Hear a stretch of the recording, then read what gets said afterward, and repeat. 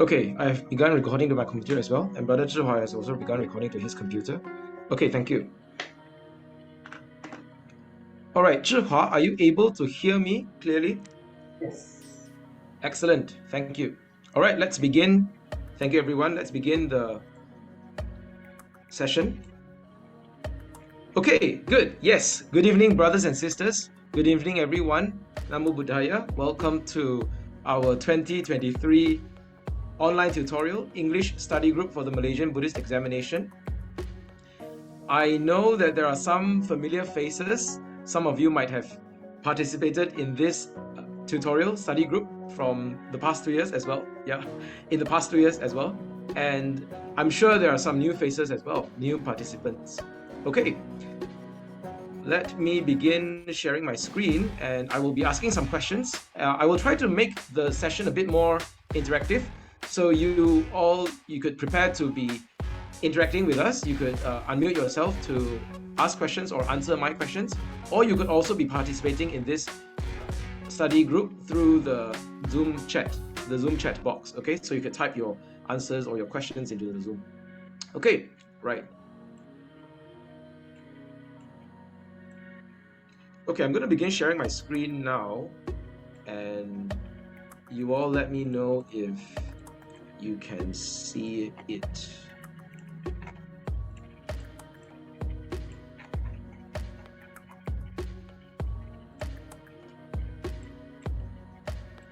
Let me share my screen. My screen share is loading. Okay, right, everyone can see my screen now. Okay, great, good, okay, all right. Good evening, everyone, and welcome to our English study group once again. This is, I think, our third year running, our third year facilitating this online tutorial. I hope it has continued to be beneficial to every one of us and to be supportive of your learning and your practice. All right.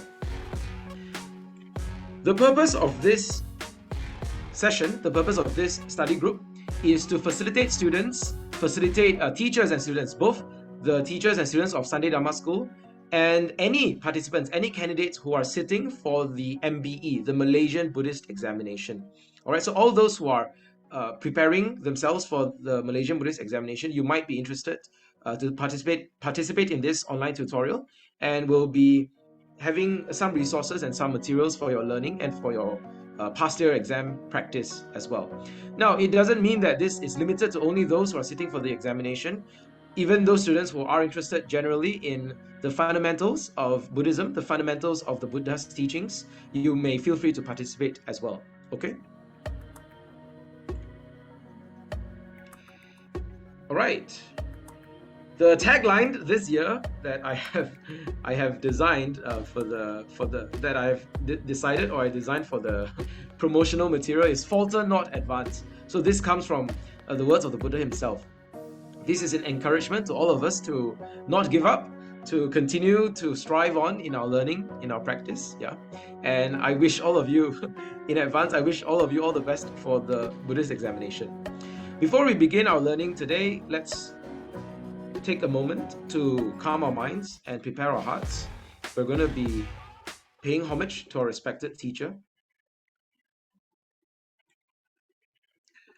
Brothers and sisters, let us compose our minds as we pay homage to our teacher, the exalted one, the worthy one, the awakened one. Namo tassa bhagavato arahato samma sambuddhassa. Namo tassa bhagavato arahato samma sambuddhassa. Namo tassa bhagavato arahato samma sambuddhassa. Homage to him, the blessed one, the perfected one, the supremely awakened one. Sarana, the threefold refuge.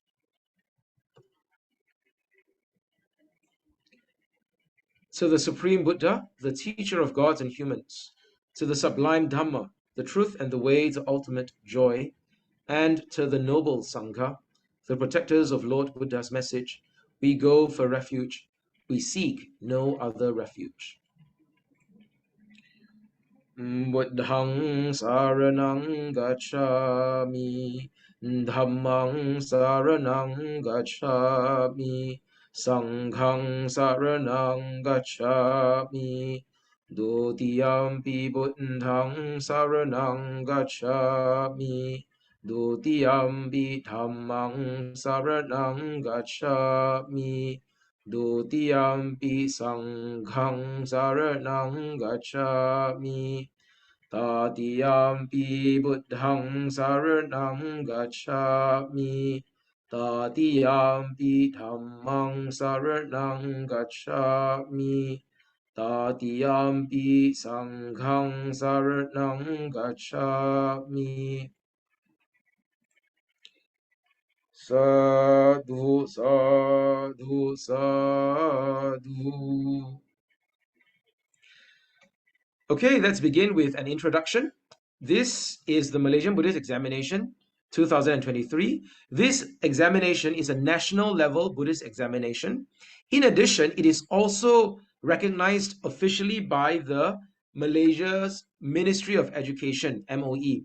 So if you are a student in a public school, all right, if you're a student in a public school under the MOE, your participation in this Buddhist examination is it is possible to be recognized, and you are entitled to gain the co-curriculum marks for your participation. Okay, so that's one piece of information about this Buddhist examination. All right, so if you are a student in a public school, do take note of this. Okay, your teachers in your Sunday school might have already informed you of this.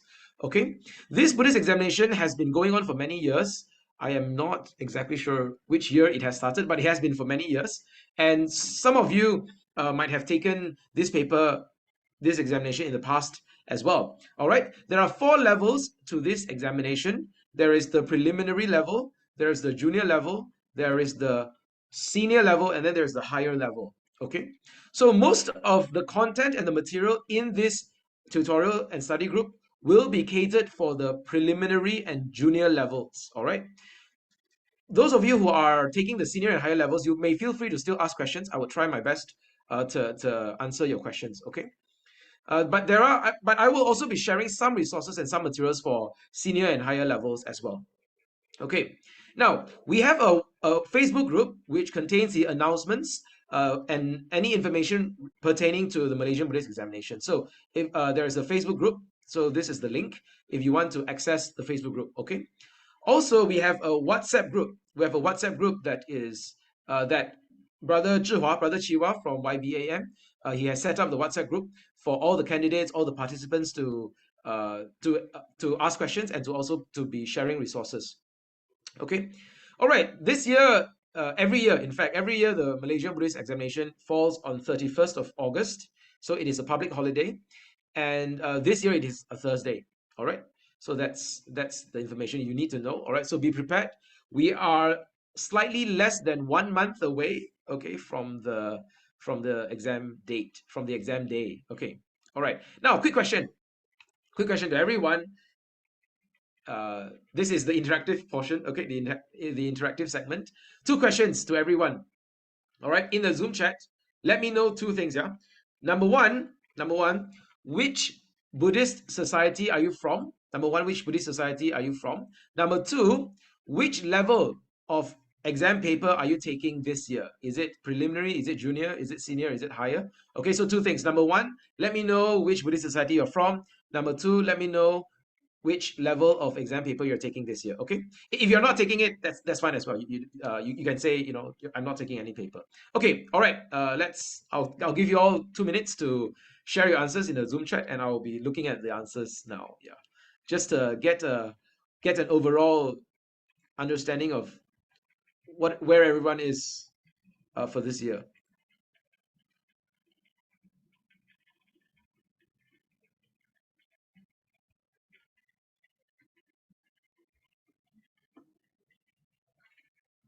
Says Rawang. Excellent.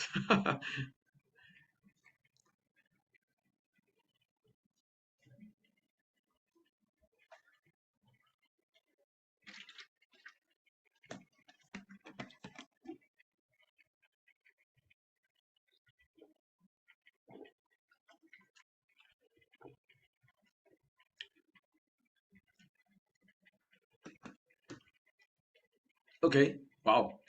We have Buddhist societies from all over Malaysia. This is great. Yeah.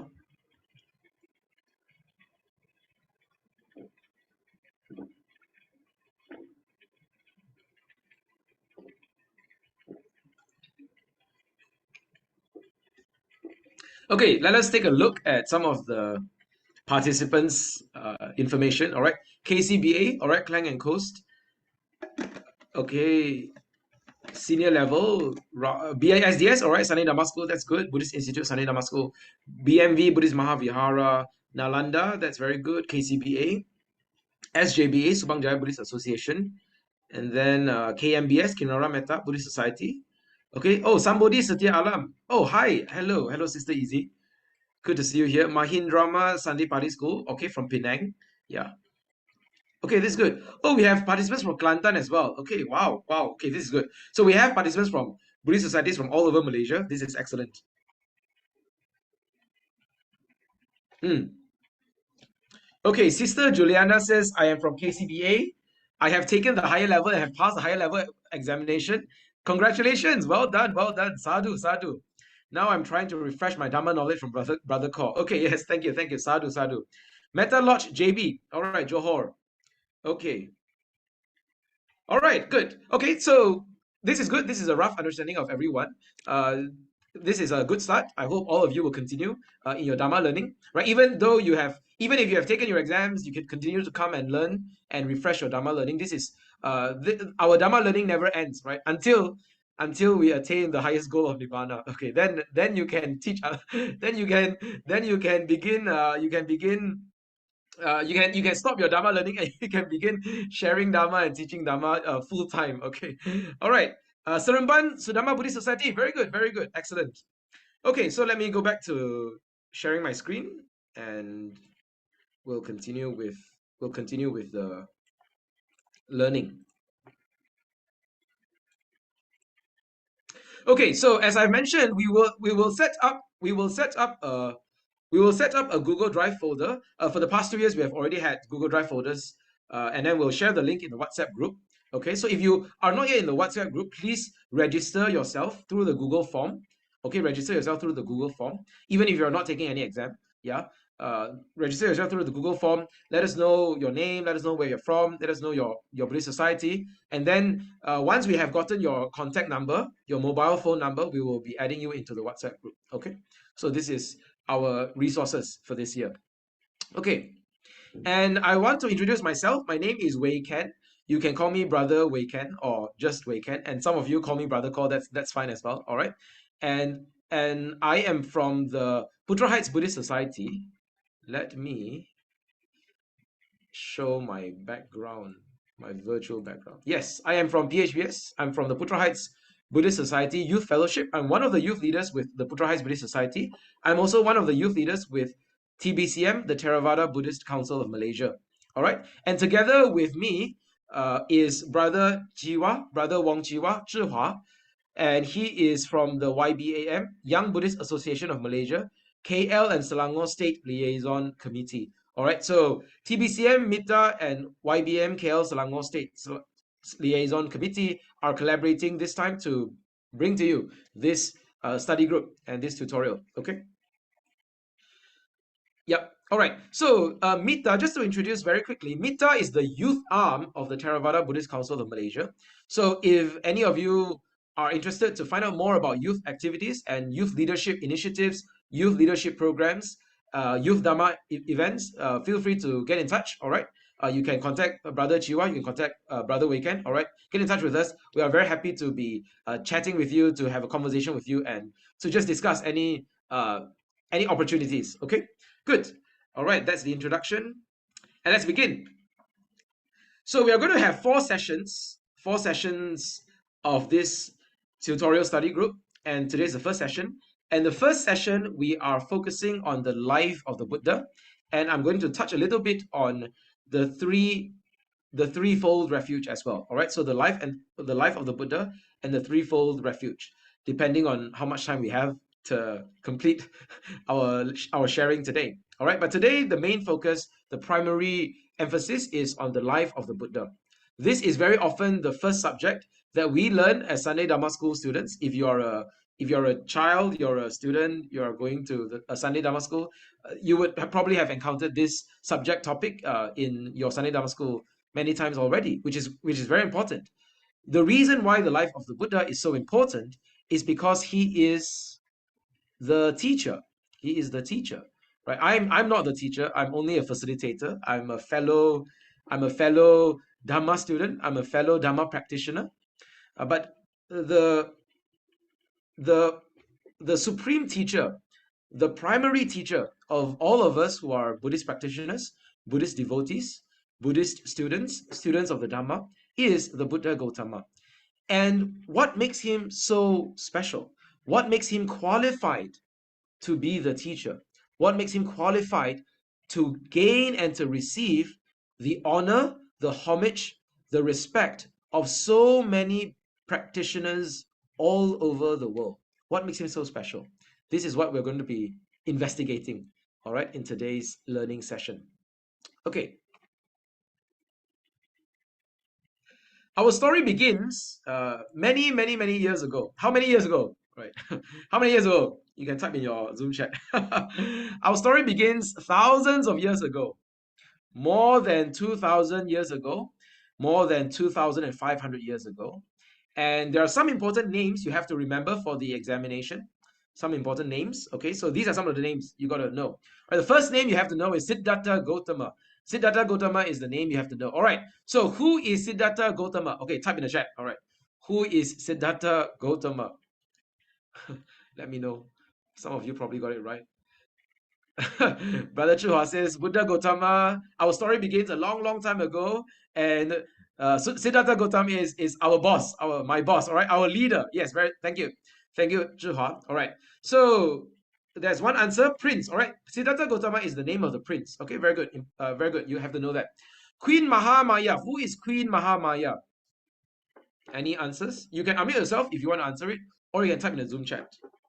These are some of the names you need to know for the examination. Who is Queen Mahamaya? All right, yes.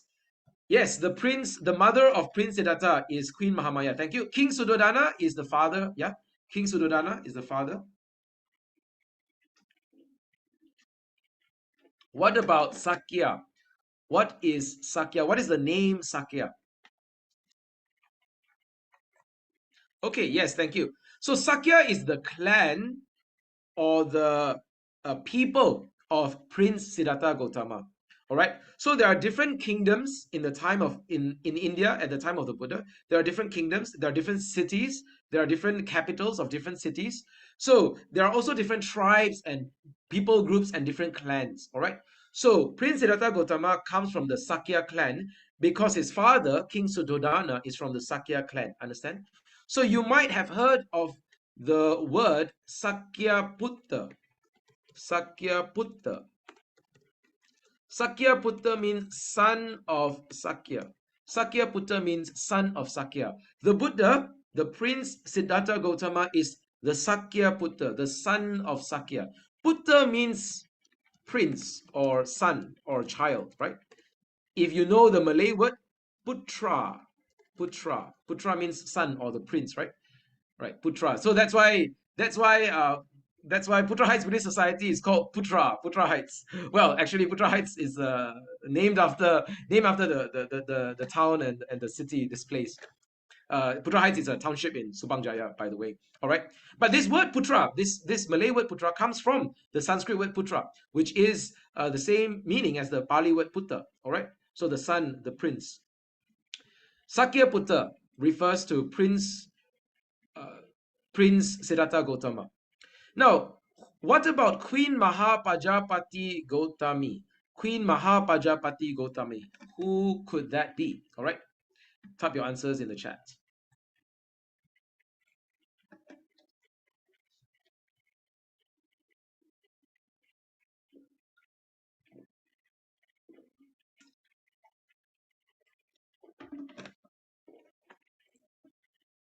Okay, the stepmother. Yes, very good. Thank you. So Queen Mahapajapati Gautami is the foster mother of the prince. The reason is because 7 days after the prince was born, Queen Mahamaya passed away. So King Suddhodana married Queen Mahapajapati Gotami, so that Queen Mahapajapati Gotami could be the foster mother of the prince. She could take care of the prince, all right? And she was the one who raised the prince and nurtured the prince, okay? And this place called Lumbini Garden, where is this place? Lumbini Garden. Why is this place so important? Birthplace. Thank you. The birthplace of the prince. All right. Okay. Good. Okay. Looks like all of you know the answers. Okay. Well, then you don't need me. You don't need this tutorial. Okay. Very good.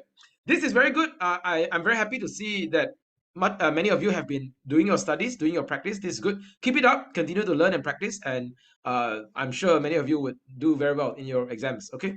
Let's go on. More than 2,000 years ago in the Lumbini Park. So this is a photo of the Lumbini Park today, right? In today's world, this is how it looks like. Back then, I'm not sure, right? So this is what it looks like today. And you can see there are flags, there are buildings, okay? So this is a modern photo of the Lumbini Park. In the Lumbini Park, under the full moon of the month of Vesakha, that is why we call Vesak Day, right? Or Buddha Day. Because Vesak Day is the full moon day of the month of Vesakha. And it is on this day that our story begins, more than 2,000 years ago, right? Under the full moon, a very special event occurred. A child was born to King Suddhodana and Queen Mahamaya of the Sakya clan. This happened in Lumbini Garden, and you can look at some of the photos here, all right? So the child, the baby prince, was born to King Suddhodana and Queen Mahamaya, and this happened under a tree in the forest in the Lumbini Garden, all right? And this is Queen Mahamaya giving birth to the child, all right? And this child was a very special child. Even upon the birth of the Bodhisattva, already he underwent extraordinary events. All right. So what happened? We're going to find out. So the first thing I want all of you to know is the word Bodhisattva. In Mandarin, Bodhisattva or Pusa, you might have heard of this Mandarin word. Bodhisattva. Bodhi, the word Bodhi. Bodhi means awakening or enlightenment. Okay. Sattva means a being. So a bodhisattva means a person who is in pursuit of Buddhahood, a person who is in pursuit of awakening or enlightenment, a being, a person who is in pursuit of bodhisattva. All right. So are there any bodhisattvas here in our audience? Maybe some of you might be the future Buddha, right? In the future, many lives later, many worlds later, some of you might be, one of you might be a future Buddha. In that case, you would be a bodhisattva. A bodhisattva who is someone who is not yet a Buddha, who is going to become a Buddha, who is pursuing Buddhahood, the goal of Buddhahood, who is on the path towards Buddhahood. This is called a bodhisattva. So when the baby was born, he was not yet a Buddha, he was a bodhisattva. Something special happened at this event, all right? So the baby prince took 7 steps and walked on 7 lotuses.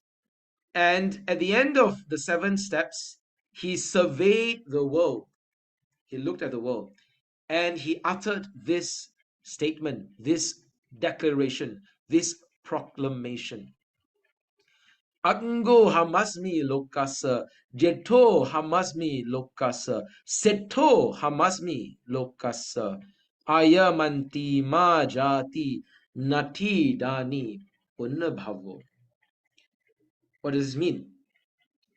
So the Bodhisattva repeats 3 times. Hamasmi, aggo hamasmi lokasa, jeto hamasmi lokasa. Asmi, the word asmi means I am. Asmi, I am. So I am, the Bodhisattva is declaring I am something, right? Loka sa, of the world, in the world. Loka means the world. I am something or I am someone in the world. Who am I? I am agga, I am jeta, I am seta. Agga, jeta, seta. These are the words that the Bodhisattva used to describe himself. Chief am I. I am the chief in the world. I am the leader in this world. I am the eldest in the world. I am the foremost in the world. I am preeminent in the world. I am supreme in the world. These are different English words, different English translations of those words.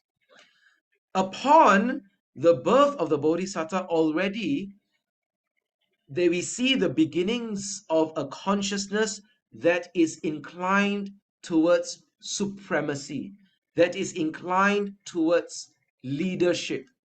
Already upon birth, the Bodhisattva was already preparing to become a leader, of the world. And the Bodhisattva proclaims, Aya mantima jati. Jati means birth or rebirth. So this is my last birth. This is my last rebirth. And then Agga, yeah? Agga means chief or the leader, the best. Okay. And finally, the Bodhisattva says Nati. Nati means no more. No more. Punna Bhavo. Punna Bhavo means a new existence, another existence, an existence again. Nati Dani Punna Bhavo. There is no more renewed existence. There is now no renewal of existence. When the Bodhisattva was born, he took 7 steps facing north. With a white parasol held over him, he surveyed each quarter, each direction of the world. And he uttered the words of a leader.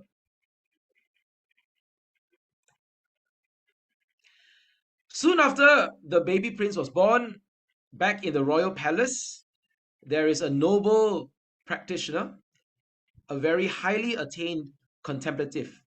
He visited the king at the palace. His name is Asita the sage, or Kala Devala. Upon seeing the baby prince, the feet of the baby prince, his feet, turned and rested on the matted locks of the sage, so his hair, yeah? The locks of his hair, the feet of the prince rested on the locks of his hair. Asita recognized the nobility of this person before him. He rose from his seat and saluted the infant prince with joined palms. The sage first smiled and then wept. Why is this? What is the reason for this? There is a mix of emotions. There is a mixed feeling on the side of Asita the sage. At first he was happy, he smiled, and then he was sad. Why? Well, he was happy because he recognized that this baby is someone special, that he would grow up to become a great spiritual teacher. But now the question is, why was he sad? All right, type in the answer in the Zoom chat. Why was he sad? You can unmute yourself and answer, or you can type your answer in the Zoom chat.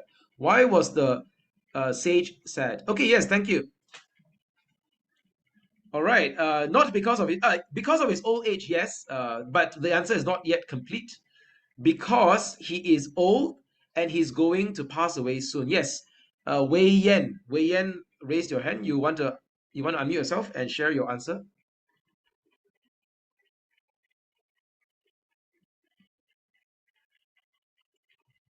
Did anyone raise their hand? Okay, no? Okay, no worries. So he was getting old and he was going to pass away soon. He did not have enough time to live. Yet Asita would not have the opportunity to hear his sublime Dhamma. Before the prince would become the Buddha, Asita the sage knows that he would no longer be around before the prince would become the Buddha. This is why he was sad. Brothers and sisters, this is a very important reflection for all of us. Do we have the visionary wisdom of Asita? Are we able to see the greatness of this prince? And are we sad when someone does not have the opportunity to hear the Dhamma? Or do we not care? Sometimes when we see people who do not have this opportunity to hear the Dhamma, do we care for them? Do we have this feeling? It is unfortunate that they do not have this opportunity to hear the Dhamma. Asita himself did not have enough time to live and hear the Dhamma. We, on the other hand, are very lucky. We are very fortunate. We're very blessed. Correct? We have the time. We have the time to hear the Dhamma. But the question, brothers and sisters, how much time do you have to live? You have some time to live. How much time? How many years? I don't know. You don't know either, right? This remaining time you have in your life, are you going to use this opportunity well, use this time well to hear and to learn and to practice the teaching of the Buddha? Do you have this visionary wisdom? Okay, this is a reflection for all of us. A few days after that, there is a name-giving ceremony, The King Suddhodana invited the Brahmana priests, or another English word is Brahmin, yeah. Okay, do you all know what is Brahmin? Okay, the Brahmana are the spiritual elite. They are the spiritually elite class of the time in India, all right, the Brahmana. Okay, and many of them are very wise. Many of them are very highly attained in their spiritual practice. So, as a sign of good fortune, as a sign of auspicious success, the king invited 8 Brahmana priests to come to his palace to give a good name, to the baby. And they gave this name Siddhartha. The meaning of the word Siddhartha is wish fulfilled. This baby is going to fulfill his wishes. He is going to achieve success in his aspirations. That is what the word Siddhartha means. Okay? And what about Gautama? What is Gautama? What is the meaning of Gautama? Well, Gautama was the surname of the prince, all right? The Gautama was a family name, because King Suddhodana's family name is King Suddhodana Gautama, right? Gautama is the family name, and that's why he's called Siddhartha Gautama, all right? It's that simple. It's not so complicated. And out of the 8 Brahmana priests, 7 of them raised 2 fingers. They were trying to predict the future of the baby prince. Okay, this is very interesting. Can any of you predict your future? All right, maybe you can try to predict. Will I be getting a distinction in my Malaysian Buddhist examination? You can predict. Will I get a merit score? Will I get a distinction score? Will I pass the exam? Will I not pass the exam? Okay, so you can try to predict your results, yeah, in the Malaysian examination, Malaysian Buddhist examination. Some of you can try to predict your future. Are you able to predict your future? Some of you are children here in this audience, right? Can you predict where you will go after this, your next school? Some of you are in primary school. Are you able to predict your secondary school? Some of you are in secondary school. Are you able to predict your college or university? I'm not sure, right? So they predicted this baby will grow up and either become a ruler, a king, an emperor, okay, or he would become a spiritual leader. So he would either become a leader of the nation, leader of the world, and rule the world, right? A political leader, or he would become a spiritual leader. So those are the two predictions.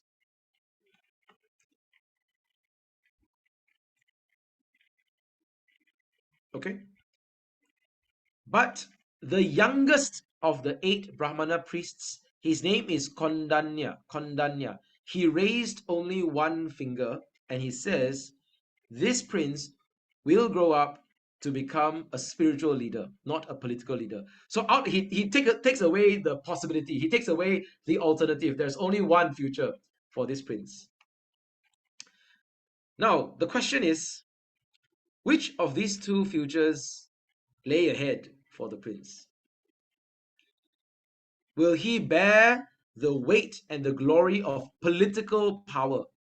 Will he become a universal emperor, a world monarch, a sovereign ruler?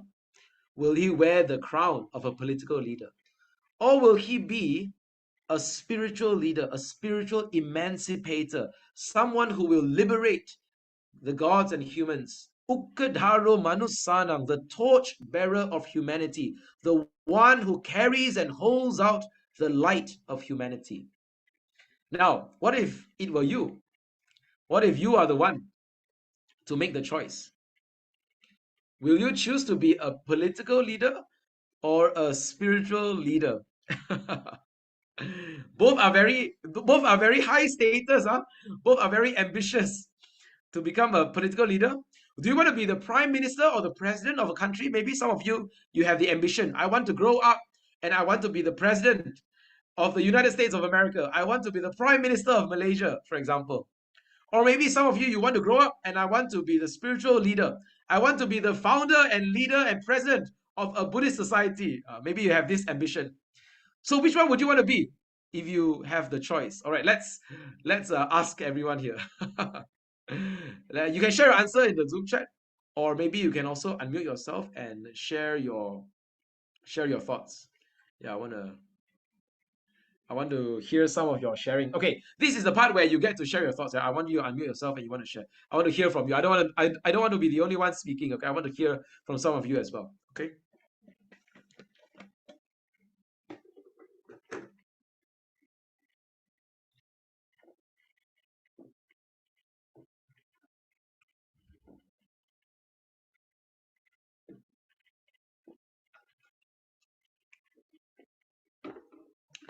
Okay, let us hear from some people. Does anyone want to share? You can raise your hand and share. Where you can unmute yourself and share, or else I'm going to call upon someone. Okay. Let's see. Sister Juliana. Wait, let me see.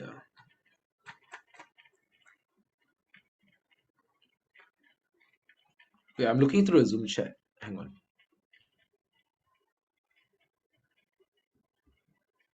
Okay.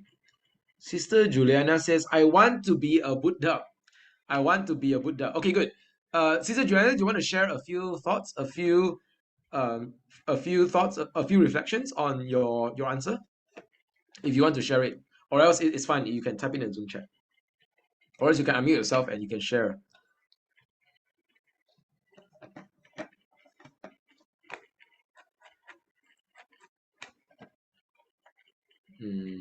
Are we able to unmute them? Okay, because you want to be free from suffering. Okay, that's a very good answer. Thank you, Sister Juliana. Okay, let's hear from Hao Yu and Zan Yu. Do you want to unmute yourself and share your answer? This is a very interesting answer. I want to be spiritual because right now, like the government is like all over the place. So spiritual, you can be free from your mind and you can be peaceful. Very good answer. Thank you. All right. In the Zoom chat, they write spiritual leader because the government is corrupted. The politics is very messy all over the place. And to be a spiritual leader, a spiritual practitioner is better because I want to be free from mental suffering. I want to be peaceful. That's a very good answer. Thank you. Right. Sometimes politics is very messy, very complicated. Right. We don't want to be a political leader. Too much suffering. Okay, that's good. Good answer. Thank you. Okay, there is a participant, Iwin Lim, is that the way to say your name? I want to help people that are in need of help. Okay, very good. Thank you. Nobody wants to be a political leader. Nobody wants to be a king here. Anyone wants to be a king? Nobody. Wow. Okay. Okay, right. Okay, that's good. Let's go back to the learning. Let me share my screen.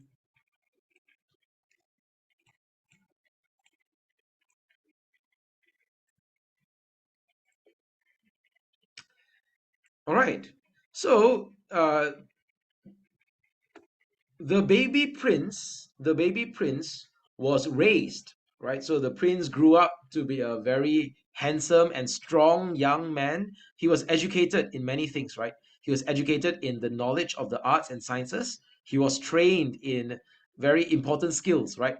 Uh, because the prince was born into the Katiya class, the warrior class, the warrior class or the royal class, and so they trained them in the martial arts, right? In the art of war, right? So all these very important skills, the skill of archery, the skill of horse riding, okay, and these are this is the education that the prince received. All right, so he received the world-class education, the best education in the world, right? All the important skills, the fields of arts and sciences, he would grow up to master these fields. Yeah. All right, any of you receive a world-class education? What skills have you learned when you grow up? Maybe some of you, your parents send you to learn different skills. Some of you, your parents, maybe they send you to swimming classes, uh, piano classes, yeah, arts and craft classes. Okay, anyone wants to share what you learned as you grew up? Any of you here learned archery when you grew up? Archery, how to master the art of archery. Yeah, how to aim, how to take an aim. Yeah, anyone archery? Let's look at the chat. Anyone archery? No, no one. Okay, yeah. Any one of you learned horse riding? Horse riding as you grew up? Huh? Nobody as well. That means none of you, you're not as lucky as the prince. The prince, he received a very good education. Uh, Also, maybe another reason is because you're not born in the warrior class. Your parents did not prepare you for war, for going to battle. Okay, all right, good. So my question to all of you now is, this is also another reflection for all of us. Another reflection for all of us. Oops. Let me correct the sequence in my slides. Hang on.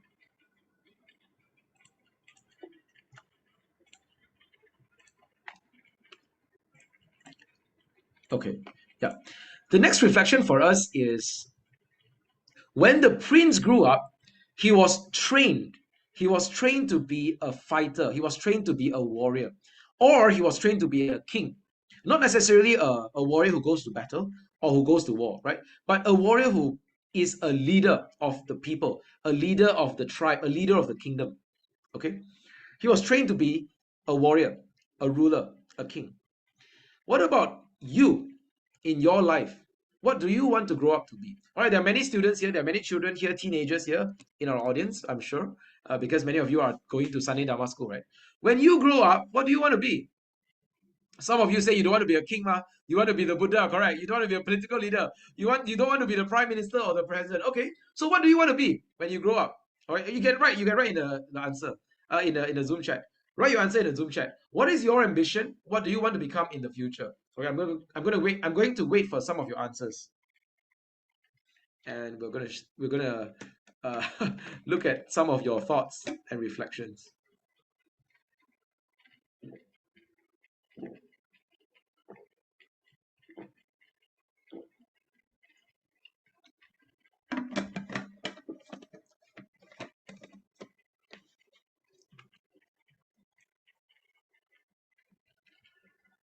All right, Chester says, I want to be someone who helps turtles.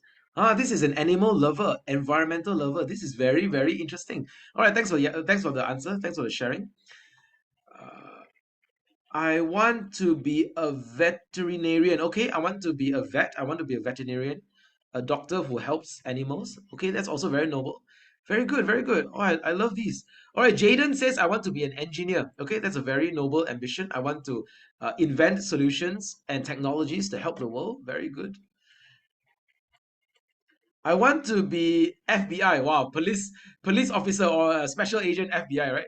Well, this one maybe you have been watching a lot of a lot of TV shows. All right, FBI special agent, a police officer, an investigator. All right, that's good. Okay, wow, to become a Sayalay, to become a nun, to become a spiritual practitioner, so that I can have a higher chance of becoming a Buddha in the future. Wow, this one really very noble. Thank you, sister, for the sharing. Okay, good. Okay, now the question now I'm asking is, what is your ambition? But the next question I'm going to ask is, what about your parents? What is your parents' ambition for you? For you, when you were younger as a child, your parents, what did they encourage you to become in the future when you grow up? What do they want you to be? Or maybe let's have some thought about this. When I was younger, my parents would encourage me to be a doctor, a medical doctor, to be a lawyer, to be an engineer. All right, so these are very typical ambitions that parents have for their children. Okay, any of you have the same thing, your parents? Or if you are a parent, if you're not a child at the moment, if you're a parent, what do you want your children to become? What do you want your what do you want your children to grow up to be? All right, let's hear some answers as well.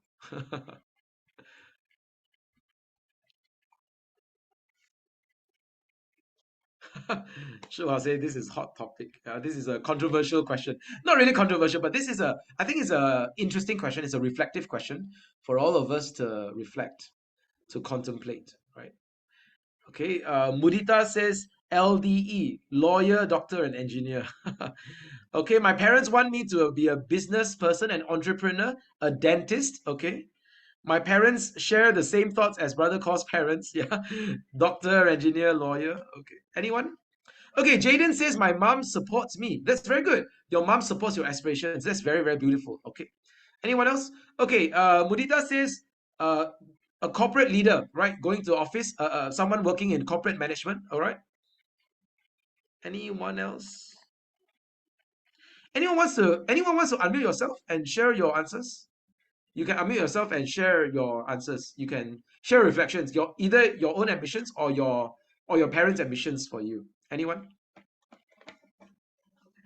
Okay, if no one, I'm gonna call on someone so that I can hear some thoughts from different participants. Okay, let's see if anyone is here as well. Okay, let me hear from Sister Easy, since I know Sister Easy. Sister Easy, are you available to unmute yourself and share some reflections? Yeah. Or you can, mean okay, are you able to turn on your video as I well? was young, my parents want me to be what, or when now I'm as a parent, I want my children to be what? Wait, hang on. Please repeat your Yeah. answer. When you were young, yeah? Hello? Yes, I can hear you now.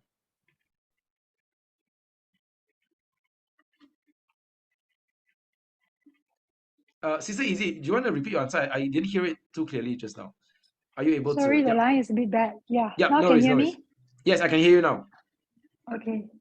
I guess the parents right now do have expectation for their children, and of course they want the best for them. So as myself, when I was young, basically it was very cool because my parents allowed me to choose what I want to be. But as of now, looking at how fast the technology is moving, how fast the world and dynamism of the place, I guess the parents who want most of the children to be professional and also capable to earn a living and compete and be competitive to the markets.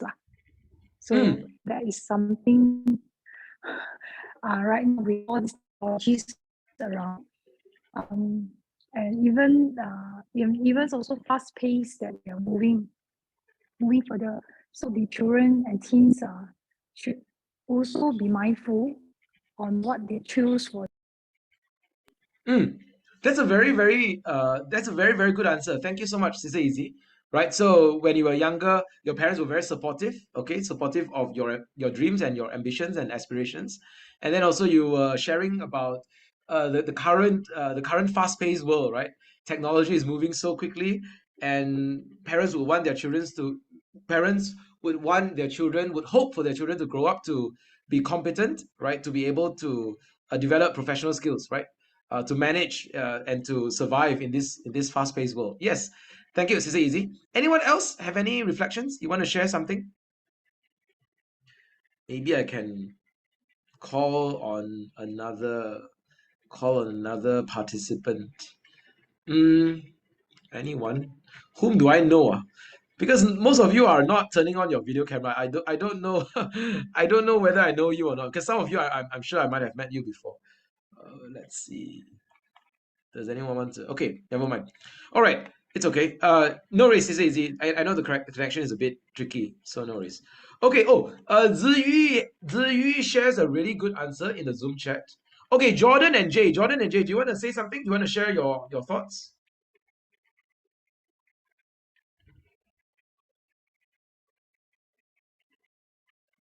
Okay, no, not really. All right. Ziyu shares a really good answer in the chat. I wish my children can do what they love and become someone who contributes to the society, be a happy person. This is excellent. This is beautiful, right? I want my children to do what they enjoy doing and also to contribute to the society, to contribute to the world. Okay, good. Yes. All right, the internet connection is a bit laggy for many people. That's fine. No worries. Let me go back to sharing my screen. The reason I ask these questions is to encourage all of us to reflect on our own lives and on the direction of our lives. If you think about your current stage of life, whatever you're doing, you might be a student, you might be studying in school, or you might be an adult, you might have a job, you might have a career, yeah, you might have a family, you might have children. Everything that we do at the present moment is a result of our choices and decisions in an earlier time, in a previous time, right? What we decided, what we chose when we were younger, made our future today, right? The present is the future to our yesterday, to our past. And the choices and decisions that you make today, now, will determine your future. So what do you want to become? What are you going to do? I think about it. For the prince, the status and the condition of his life determined his future. His parents wanted him to grow up to be a ruler because he was in a warrior class. He was born to a king. He was born to become a ruler, you might say. He was born to become a political leader. He was born into the warrior caste. He was trained and shaped and molded to become that kind of person. You might say he was set in that direction. He lived a very sheltered life, right? The parents, the father, prepared, the very good palaces for him to stay, to live in, so that he could enjoy the best of life, to enjoy the best of the luxuries of this world, right? The good food, good music, good hospitality, good healthcare, right? Anything that happens to him, he's going to be sheltered. He's going to be well taken care of. So this is the kind of world that he grew up in. Maybe some of you would want that kind of life as well. You want all the best food and music and entertainment and luxury that you can get in the world. All right.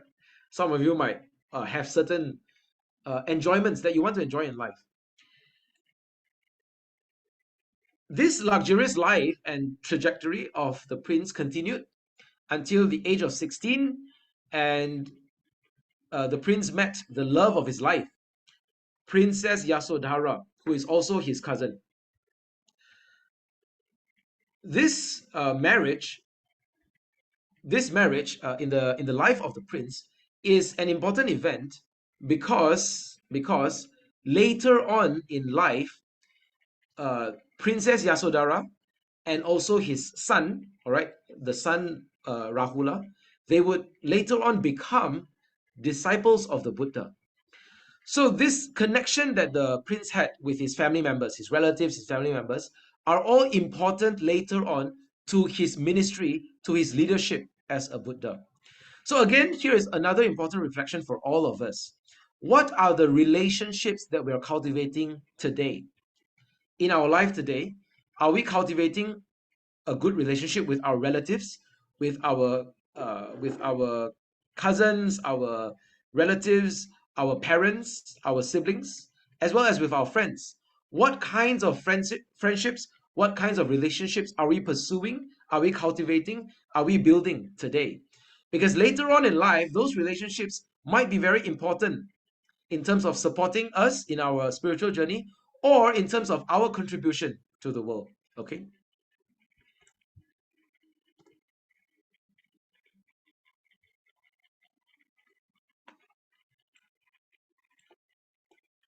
my, hang on, my slides. Let me adjust the sequence for our slides.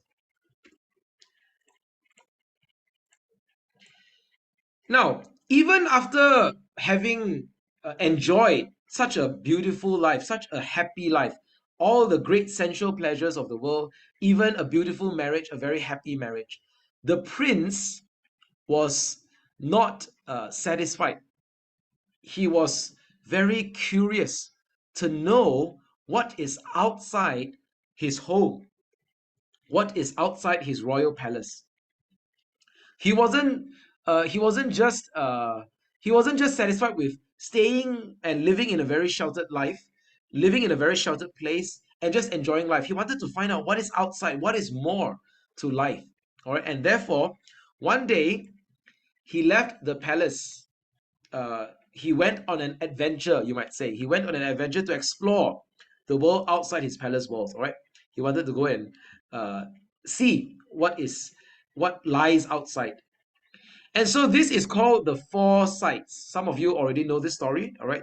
This is called the four sights. The four things that the prince saw, that the prince sees.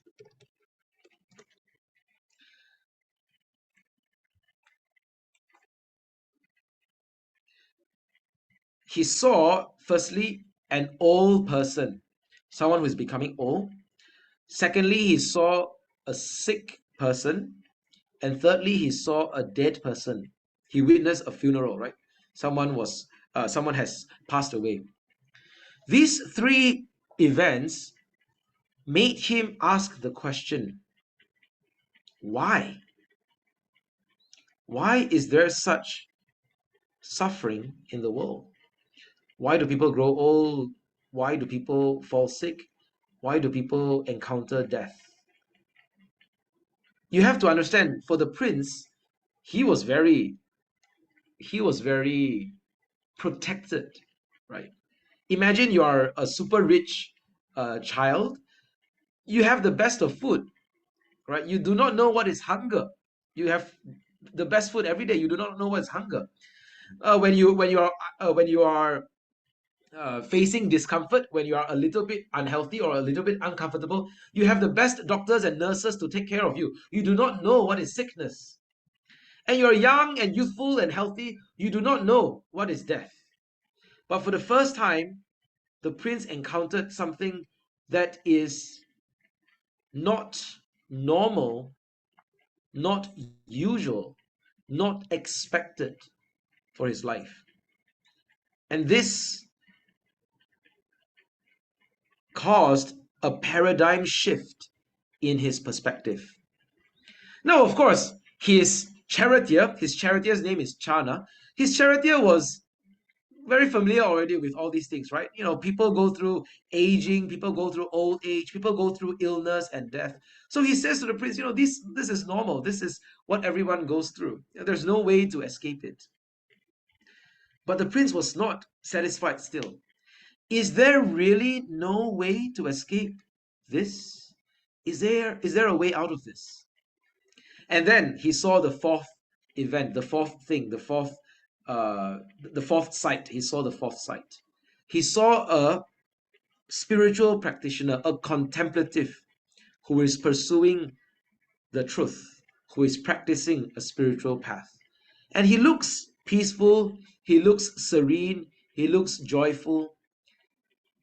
And it occurred to the prince, maybe this is the path to peace. Maybe this is the path to escape from suffering. All right. So the seed was planted in his head.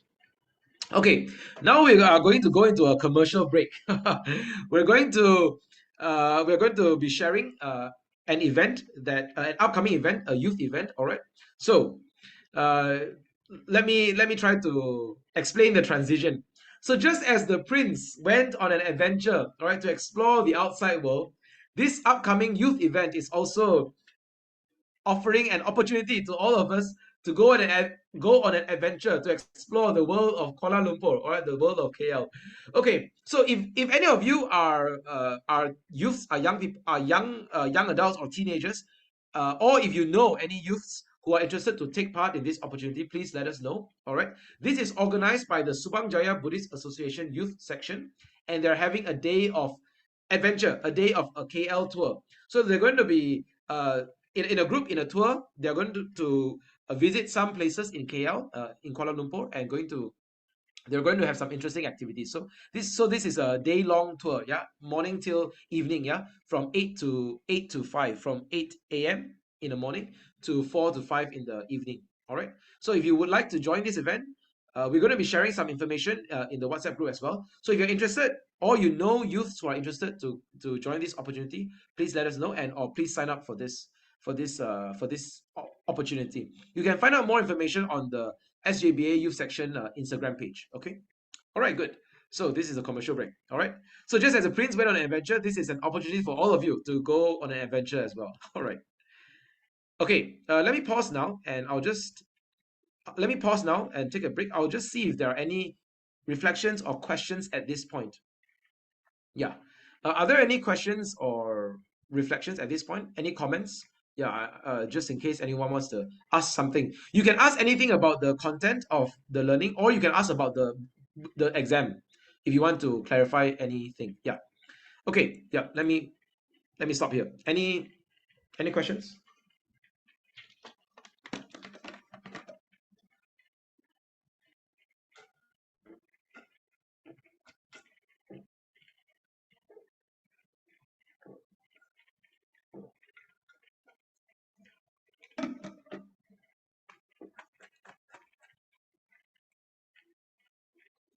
Okay. Oh, good. Yes. Thank you. Okay. I saw a question in the Zoom chat. Hang on. Give me 1 minute. Give me 1 minute. Sorry. Let me drink some water.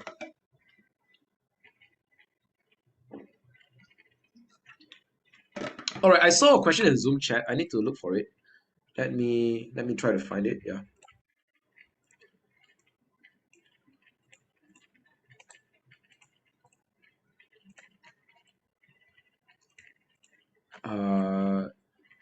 A brother or sister asked, Tan CC. Tan CC is the person. Wait, let me look for it. Zhihua, are you able to find the question? Wait. Yes, I found it. Tan CC asked, yes, thank you, Im. Was the Buddha a son of a tribal leader or a prince? Okay. Tan CC, do you want to clarify your question a little bit? I want to try to find out what you're asking, if you want to share.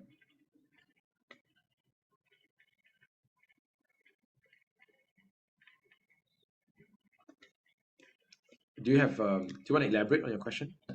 Okay, if not, I can try to answer it. The reason is, okay, no mic, that's fine. Right. The word, okay, let me try to answer it, and you can let me know if I have answered your question. Yeah. So the reason this is tricky is because the political situation and the condition of the people back in India at that time, at the time of the Buddha, is quite different from today's India, and also quite different from today's world. You see what I mean? So when the word that is used in the text is Raja, right? So Raja means something like a king, right? But what does Raja mean back in the day, right? The idea is India at that time, all right, at the time of the Buddha, India, there are multiple kingdoms and multiple cities. So there's Kapilavatthu, that's one, and then there are also other kingdoms, right? So for example, Magadha, all right, that's one. Kosala, that's another one. So these are different cities or kingdoms in the time of India, and there are leaders. There are kings and leaders of all these different places, and so you might not imagine a king of like today's world, the king of a whole country. It's not quite like that. It's more like a leader of not really a kingdom, or like a or a region, you might say. So there are these, you might say something like a like a like a tribal leader. You can envision it as a tribal leader, or something like a group of leaders. Maybe some of the places or some of the kingdoms in the time of India, they were ruled by a committee of leaders, a committee of chiefs. And then maybe the father of the prince, King Suddhodana, he was like the most senior leader of this committee. That might be possible as well. So it is not so easy to find out. I mean, it is such a long time ago. Our historical research is um, not very conclusive or not very settled on the question, how exactly was the political situation or the political leadership back in the day, right? We're not so sure what was the situation of the condition of the people at that time. It's not so easy to find out. You know, historical research is sometimes quite tricky. But either way, the prince was a son of a political leader. How powerful that leader is, it's hard to say. It's hard to say. But the word that is used in the text, like I said, is Raja. Raja nowadays we translate as king, correct? But what kind of king? It's not so easy to find out. All right. Maybe he's a leader of a committee who governs the region. Maybe he's someone more powerful, someone less powerful. So there are these different possibilities. So does that help answer your question? I hope.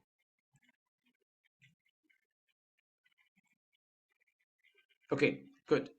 Let's go on to the next question. Iwin Lim says, will there be subjectives as well? Not for the preliminary level, but for the senior and higher level, yes, there will be subjective questions. In fact, you have to write a long answer or write an essay. Yeah. So Iwin, which level are you taking? Then you will know. Okay.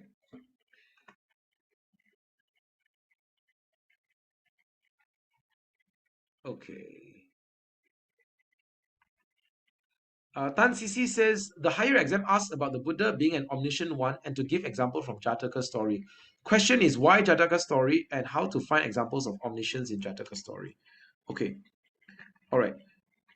Okay, Zhihua, thanks Zhihua. Zhihua has posted in the chat the syllabus, yeah, for the exam. So the scope of the exam. So you could go and take a look at it. The link to that. So thanks Zhihua. And Tan Sisi asks why Jataka story? How to find examples of omniscience in Jataka story? Okay.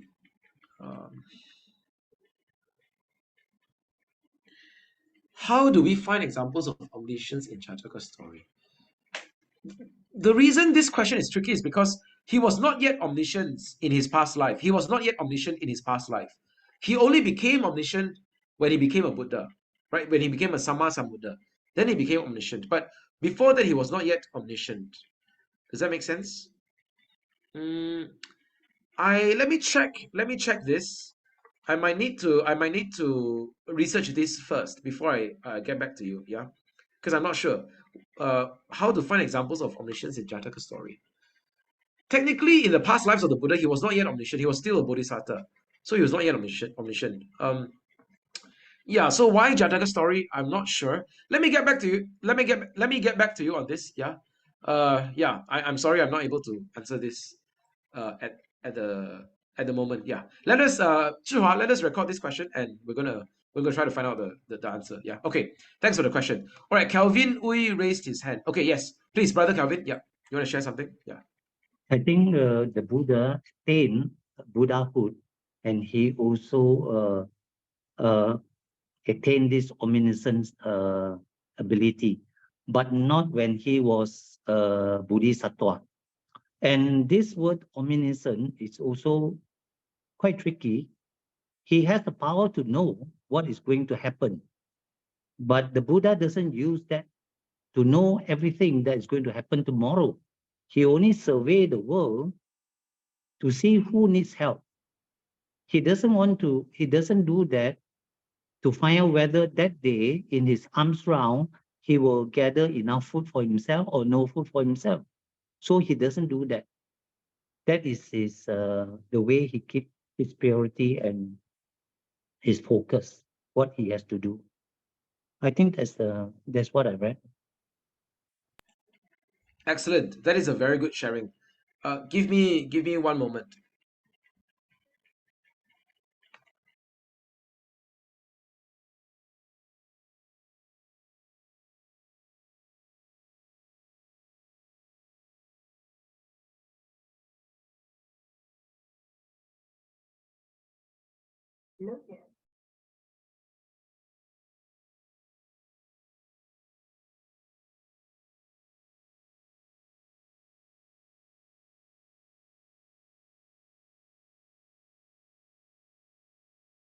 Yes, I'm back. Sorry, I had to take a break. Okay. Yes, thank you, Brother Calvin, for sharing. Yeah, I agree with you. The Buddha became a Buddha. The Buddha attained omniscience, when he became a Buddha, but he did not have that ability in the past lives as a bodhisattva. So that's a very good comment. So yeah, I agree with you, and I need to look further into this matter so that I could answer the question. Yeah, thanks for that. And also, Brother Calvin shared a very interesting feature about the Buddha's omniscience.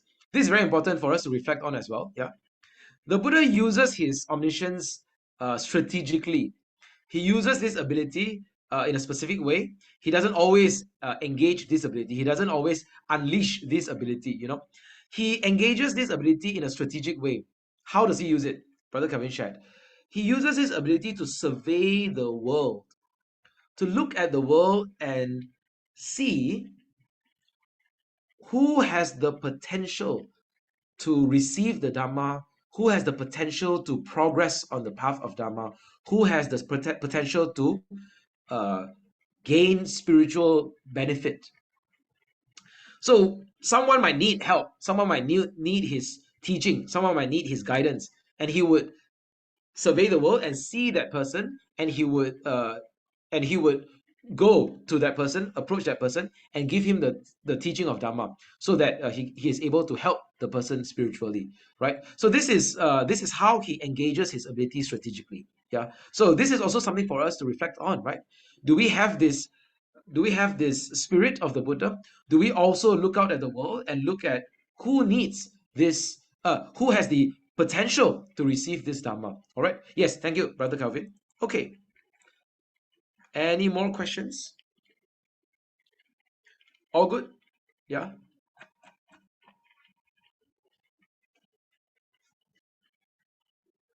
Yeah. Yeah. Tan Sisi says, yeah, only if the question asks for examples from non-Jataka source, then this can be used. What if the question asks for example from Jataka source? Okay.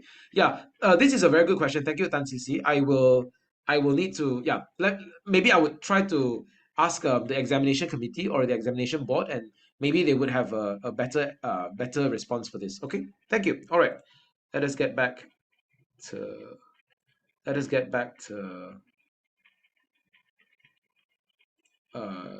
the story of the life of the Buddha.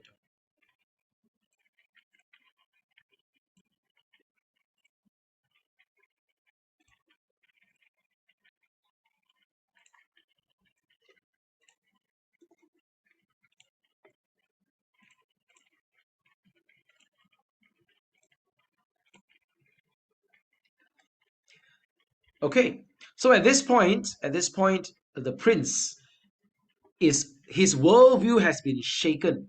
He has seen all these things that disturb his peace of mind. Why is there suffering? Why is there old age? Why is there illness and death? His worldview has been shaken. And then he had also a sense of possibility.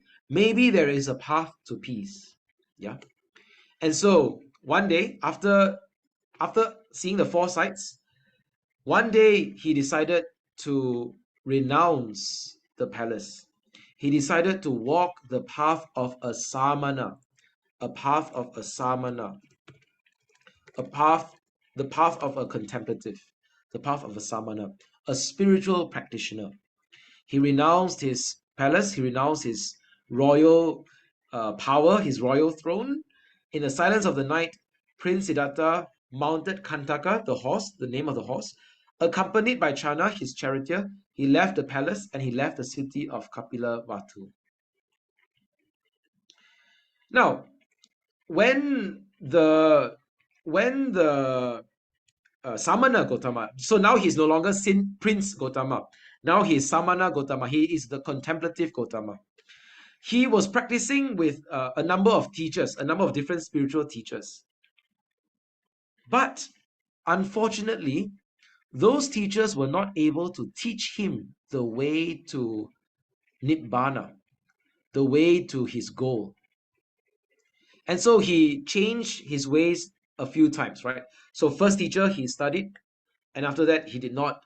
He found that this teacher did not teach him the way to the ultimate truth. So he changed again. He changed to another teacher, and then this other teacher also did not teach him the way to the truth. So he changed again. After changing his ways a few times, he started to practice this path. This path is called the path of self-mortification. He was practicing a path that inflicts pain on his own body. So he was holding his breath. He was practicing extreme fasting. He didn't eat. He ate only very little until his body became very weak.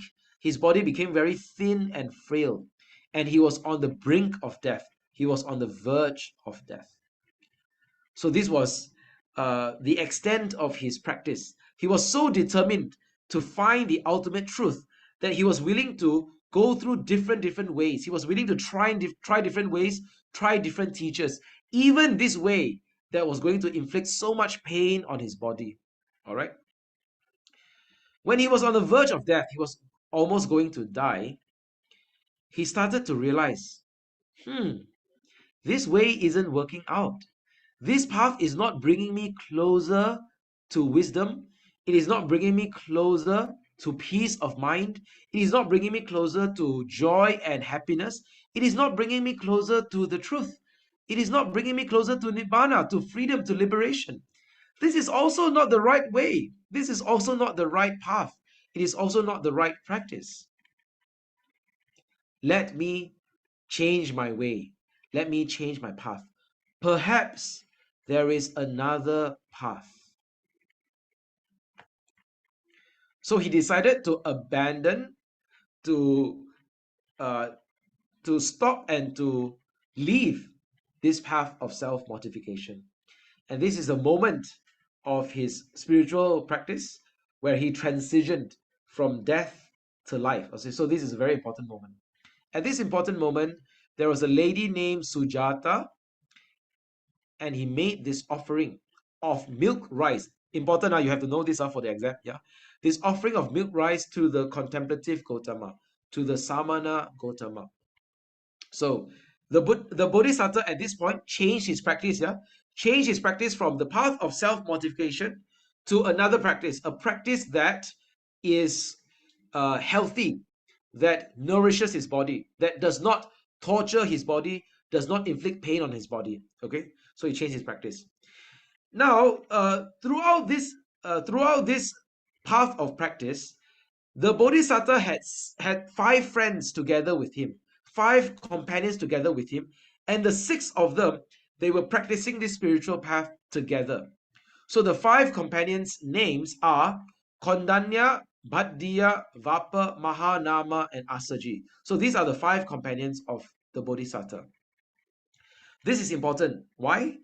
Because when the Bodhisattva changed his path, when the Samana Gautama abandoned the path of self-mortification, these 5 companions became disappointed. They became disappointed. They thought that the contemplative Gautama had quit the spiritual life. He had reverted to a luxurious life. So this was their thought. And so they did not, they were disappointed. They did not want to follow him anymore. And so they had this thought, he has given up. There is no more hope for him. So the 5 companions of the Bodhisattva Gautama decided to leave him and not follow him anymore. So now the Samana Gautama is alone. He's alone in his practice, and he had no more companions.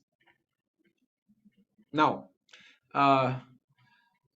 he decided to practice what is called later in his teaching. He calls this the middle way or the middle path, Majjhima Patipada. This Majjhima Patipada, this middle way, is a practice that avoids 2 extremes. The first extreme is the extreme of sensual indulgence. The second extreme is the extreme of self-mortification. So he's practicing this middle way. He avoids the 2 extremes, and he's embarking on this path, this new way that he has discovered that he's going to practice. And he practiced under the Bodhi tree. One night, he was making this determination to practice until he attains enlightenment. He would not stop his practice until he reaches and finds what he was looking for. And this is the great determination of the Buddha.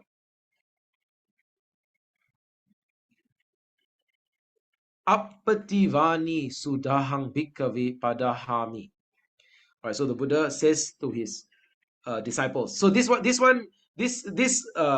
verse was uttered by the Buddha to his disciples. He's telling his disciples, indeed, because relentlessly I exerted myself resolving. All right. So the Buddha was telling his disciples of his time back then as a bodhisattva. Kamang tacho cha naharu cha ati cha avasi satu sarire upasusatu mangsa lohitang yang tang purisa thamena purisa viriyena purisa parakamena pattabang na tang apa punitwa viriyasa santanang bhavi sati.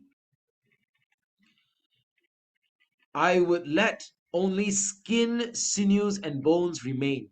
Let my body waste away. Let the flesh and blood, mangsa lohitang. Mangsa means the meat, the flesh. Lohita, the blood. Let the flesh and blood in this body wither away and waste away.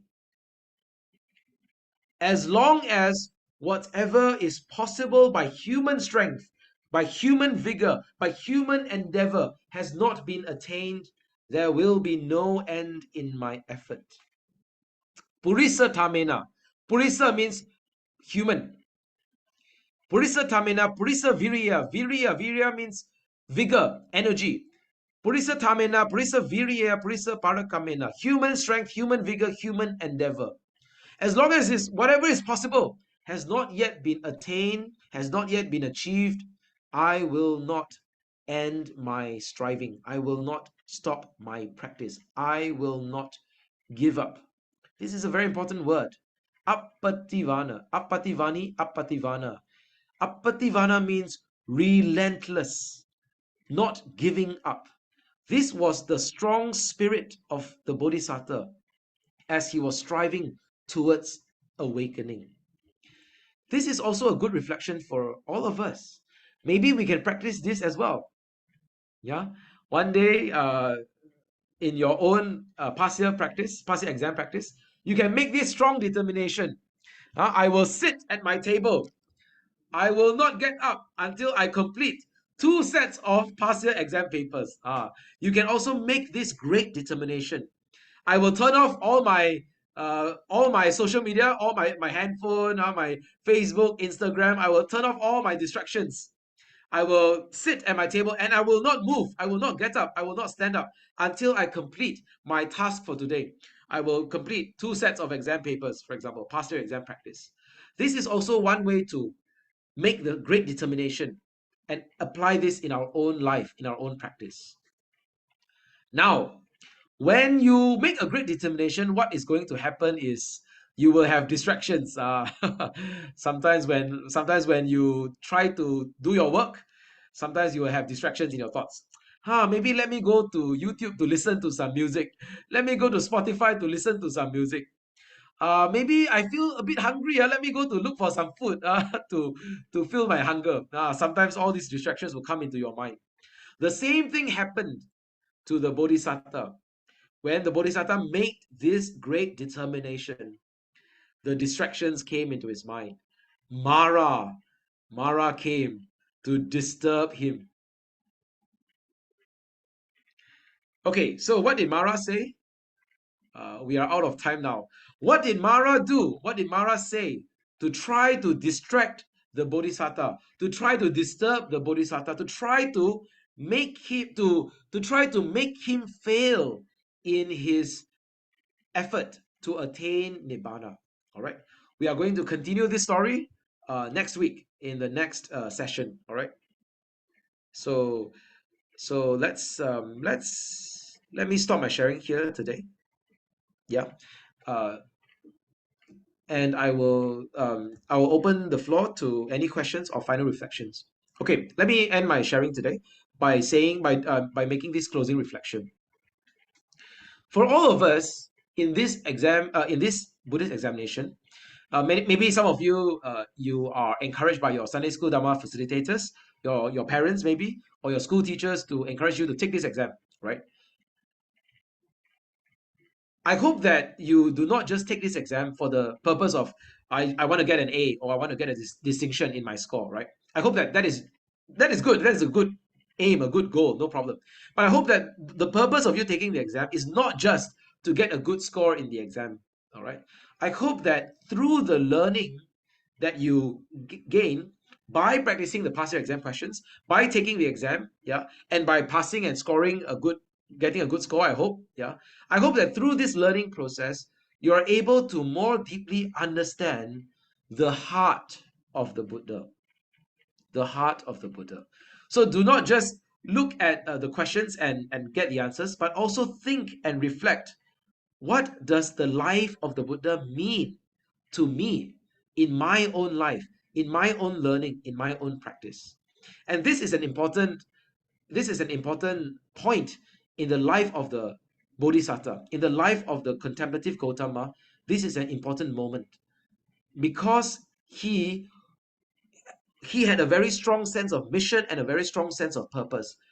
I will not stop until I attain Nibbana. This is a strong sense of mission and purpose he had for his spiritual practice. Brothers and sisters, do we also have this strong sense of mission in our own practice? Do we have the strong determination to develop our sila, develop our virtue, develop our samadhi, develop our cultivation of the heart, develop our panya, to develop our wisdom? Do we have that same strong sense of mission and purpose? Do we have this spirit of appativana, this relentless spirit to cultivate our own heart, to attain spiritual joy, to attain spiritual wisdom? Do we have this in our own heart, in our own life? I hope that this is a good reflection for all of us, brothers and sisters, to continue this journey of spiritual practice, to continue this journey of Dhamma learning, Dhamma cultivation, Dhamma realization. Okay, so this is my closing reflection for today. And I will stop sharing my screen now. Okay, so now I would open the floor up to questions and reflections. Anyone? Okay, let us get a group photo, right? Sure. Yeah. Okay, everyone, turn on your video camera. We are going to get a group photo now.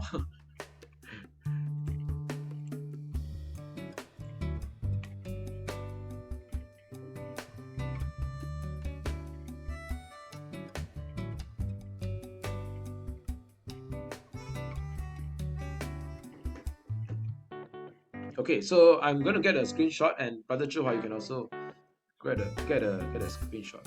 Okay, now I can see everyone. Okay, excellent. All right, I'll wait for 5 more seconds for people to turn on their camera. All good? Yeah, it's good to see everyone. Yes, thank you so much for participating. Yeah. Okay, I think that's good, right? Yeah. All right. I'm going to count down to 5 seconds.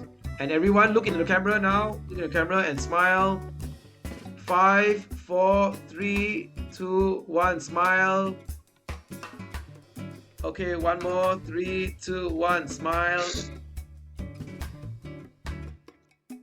Okay, I've taken the photo. Yeah, Brother Wong. Yeah, you got it. Good. Okay. Let's go to look at some. Any questions? Any questions? Sister Mei Leng says, do we need to memorize this Pali phrase for the exam? No, you don't have to memorize Pali phrase for the exam. No need to know for the exam.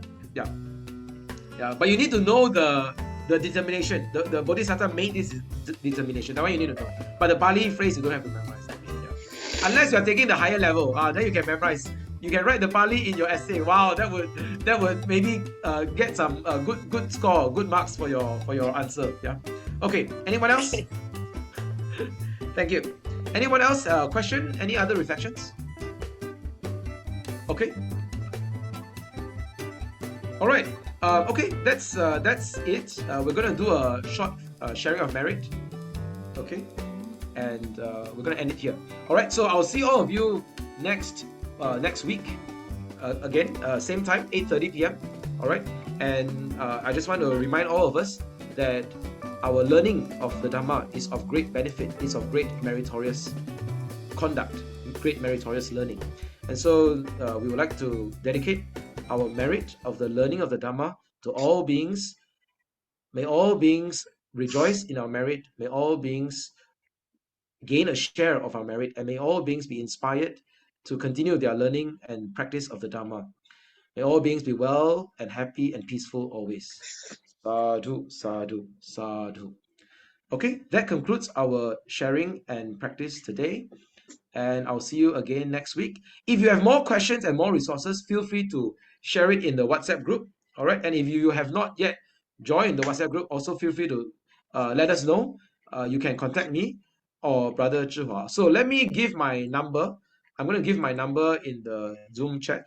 So if there is any question or any comment, you may feel free to contact me.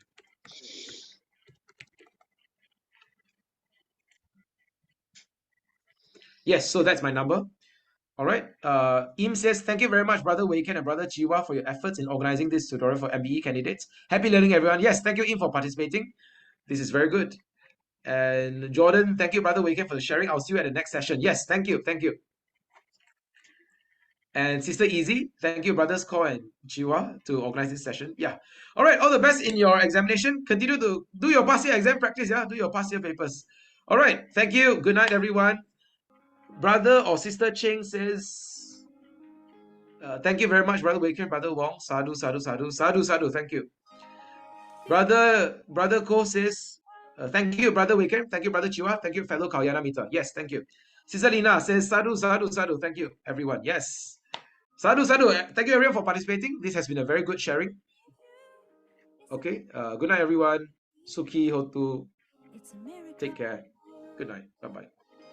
With the knowledge of knowing of what has been done for us, seeing the things the love people gave to us, living the life that we have right now. There are lessons for